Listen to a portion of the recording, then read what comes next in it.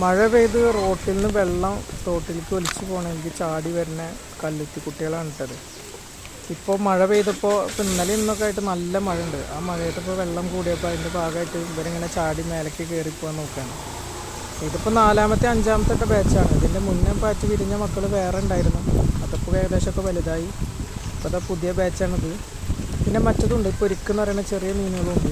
ഇതൊക്കെ ഇതാണ് നമ്മളെ CRP, കൈതക്കോര, അനാബസ്, ചെമ്പല്ലി എന്നൊക്കെ പറയുന്ന പല സ്ഥലത്തും പല പേരാണ് ഇതിനെ പറയുന്നത്.